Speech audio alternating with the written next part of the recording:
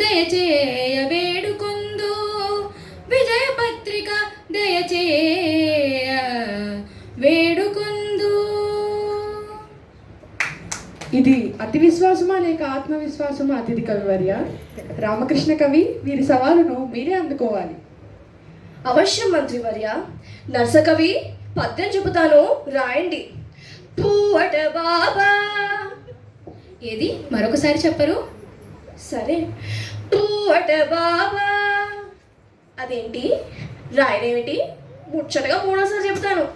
పూవట బాబా తలపై పువ్వట జాబిల్లి వల్వ పువ్వట చేదే పువ్వట చూడగా నొక్కల్ల నరయంగి నట్టి అరుణకు జే. ఏంటి రాయనేమిటి? రాయకుండా నుంచున్నారేమిటి? ఈ రోజు నా గంటానికి ఏదో అయినట్లుంది. పద్యం చెప్పండి, భావం చెబుతాను. సరే, మరి పద్యం చెప్తున్నాను. మేక తొక తోక మేక మేక తోక మేక మేక తొక తోక మేక మేక తోక మేక మేక తొక తోక మేక మేక తోక మేక మేక తొక తోక మేక మేక తోక మేక. ఈ పద్యాన్ని భావం చెప్పండి. ఏముంది దీనికి అర్థం? మేక తోక. మీ దేశంలో మేక తోక రెండే ఉంటాయా? దీన్ని కవిత్వం అంటారా?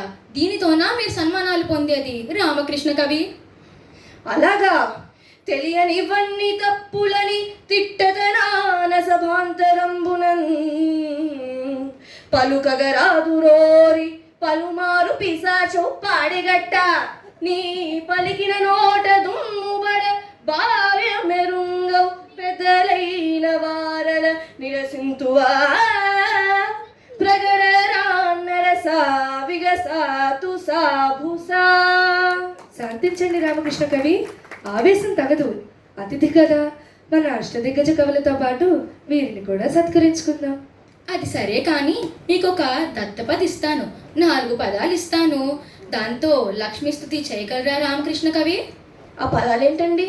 4 పదాలు: వానమ్మ, వానక్క, దానమ్మ, సవతి. వీటితో లక్ష్మీస్తుతి చేయగలరా? అవశ్యం.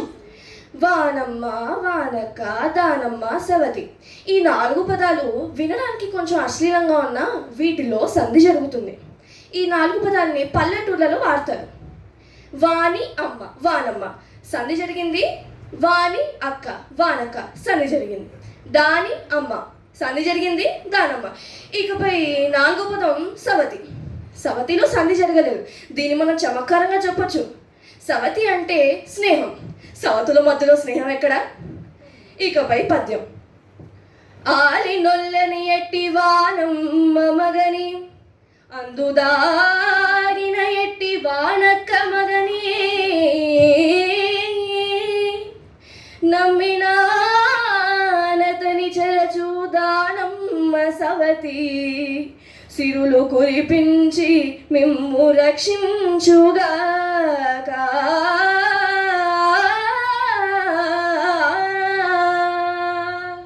దీని భావం చెప్పగలరా మరి? అలాగే. ఆలి నొల్లని వాడు అంటే నాకు భార్య వద్దు అని వివాహానికి దూరంగా ఉన్నవాడు భీష్ముడు. భీష్ముని అమ్మ వానమ్మ గంగమ్మ తల్లి. గంగమ్మ మగడు సముద్రుడు. ఆ సముద్రుని యందు దాగున్నవాడు మైనాకుడు, హిమవంతుని కొడుకు. వానక్క మైనాకుని అక్క పార్వతీదేవి. పార్వతీదేవి మగడు ఆ పరమేశ్వరుడు. ఆ పరమశివ భక్తుడు రావణుడు. రావణుడిని చెరించింది అంటే నాశనం చేసింది సీతమ్మ తల్లి. సీతమ్మకు అమ్మ దానమ్మ భూదేవి. భూదేవికి సవతి శ్రీదేవి. శ్రీదేవి అంటే లక్ష్మీదేవి. ఆ లక్ష్మీదేవి అందరికీ సిరులు కురిపించుగాక అనే భావం ఉన్న పద్యం ఇది. రామకృష్ణ కవి.